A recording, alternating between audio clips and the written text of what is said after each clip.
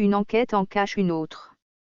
Lecture sur les caractéristiques des ménages dans l'enquête nationale sur la population et la santé familiale.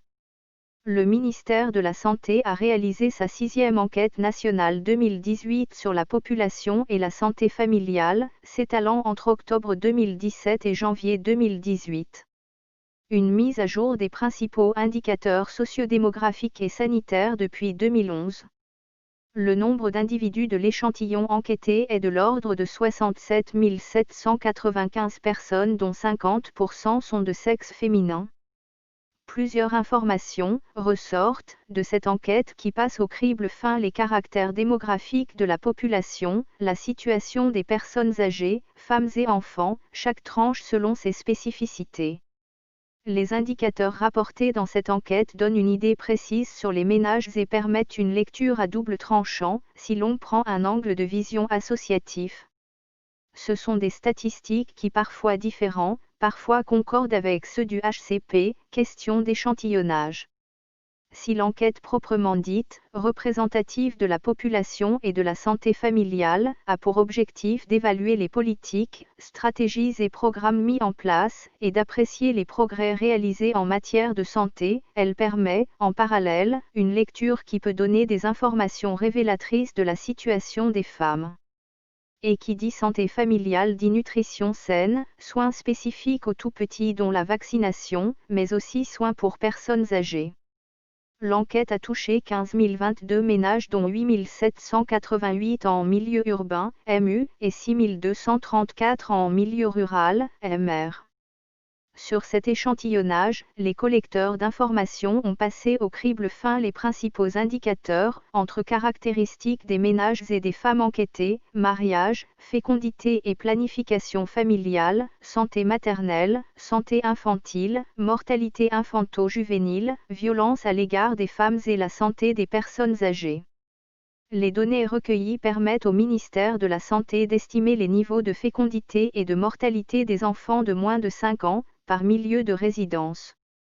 Elle donne une idée précise sur la prévalence de certaines maladies ainsi que le recours aux soins, l'état nutritionnel à travers les mesures anthropométriques et l'évaluation de la couverture vaccinale des enfants. L'enquête chez les femmes, jauge, la surveillance de la grossesse et de l'accouchement par région et les taux des méthodes contraceptives, donne une idée sur la prévalence des maladies chroniques, sur la santé reproductive des femmes mariées et sur la prévalence de la violence à l'égard des femmes mariées dont l'âge varie entre 15 et 46 ans. L'évaluation touche aussi les personnes âgées. Caractéristiques des ménages. Selon l'ENPSEF 6, le ménage comprend, en moyenne, 4,5 membres en milieu urbain et rural confondus. La proportion des femmes chefs de ménage dans les villes a été évaluée à 15,5, 18,3 en urbain et 10,4 en rural. Une réalité qui a été déjà montrée par le HCP, dépasse de loin ce taux, 18,4% des chefs de ménage en 2017, cela dépend bien sûr de l'échantillonnage. L'enquête n'a eu affaire qu'aux femmes mariées. Les enquêtés ont un âge entre 15 et plus de 67 ans, les moins de 15 ans en constituent 28,5% et les plus de 65 ans frôlent les 7,4%. S'il y a une évidence à se faire, c'est que l'âge matrimonial est en deçà de l'âge légal du mariage qui est normalement institué, 18 ans, les moins de 15 ans constituent 28,5%. Aussi, les individus mariés âgés de plus de 15 ans représentent 59,1%. L'âge moyen au premier mariage recule d'année en année. D'autres temps, d'autres mûresses, dit-on. Il est, en moyenne, de 32 ans pour les hommes et de 26 ans pour les femmes dont 38,4% des plus de 15 ans sont analphabètes. Il y a toujours cette référence 15 ans, ce qui reflète cette réalité du mariage des mineurs.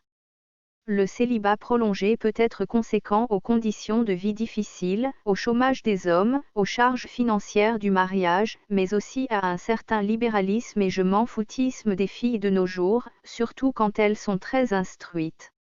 Les femmes mariées enquêtées dont l'âge est entre 15 à 49 ans en MU sont à 25,1% analphabètes, 92,1% mariées, 2,5% veuves, 5,4% divorcées. 17,8% en ville ont un emploi. Le niveau d'instruction laisse à désirer, surtout en milieu rural. 53% des enquêtés sont analphabètes, 5,8% travaillent. 95,2% sont mariés, 1,8% veuves et 3% divorcés. La fécondité des femmes marocaines, soit le rapport du nombre des naissances vivantes à l'effectif des femmes en âge de procréer, est faible à tous les âges. Elle atteint son maximum vers 25 à 29 ans, 79 pour 1000. L'ISF durant les 3 années précédant l'enquête est estimé à 2,38 enfants par femme contre 2,59 durant la période 2006 à 2011. Cet indice synthétique de fécondité, ISF, qui mesure le nombre moyen d'enfants nés vivants qu'aurait une femme, en fin de période féconde, montre que la fécondité a enregistré une diminution entre les deux enquêtes. Elle est plus faible en milieu urbain qu'en rural, respectivement 2,12 et 2,80.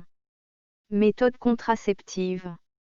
L'analyse des données relatives à l'utilisation de la contraception par les femmes mariées en âge de procréation, en marge de planification familiale, montre que 7 femmes sur 10, soit 70,8%, utilisent une méthode contraceptive. Une aptitude plus performante en MU, 71,1%, qu'en MR, 70,3%. La pilule reste le moyen contraceptif le plus utilisé, 48,7%, suivi de la continence périodique, 6,6%, du retrait, 5,1%, puis du dispositif intra-utérin, 4,6%. Prévalence de la violence à l'égard des femmes. Pour la première fois, cette enquête a traité du phénomène de violence à l'encontre des femmes. La restitution des résultats a dévoilé que 15% des femmes enquêtées ont déclaré avoir subi une violence au cours des 12 mois précédant l'enquête, 17% en MU et 11,9% en MR. La violence physique a constitué 11,3% en moyenne. Dans cette population des violentées, les personnes âgées ont aussi leur lot avec 11,7% en MU et 8,8% en MR, avec une prévalence de 40,5% de violentés dans l'espace public, rue. Rédigé par Boutina Benani sur lodge.ma.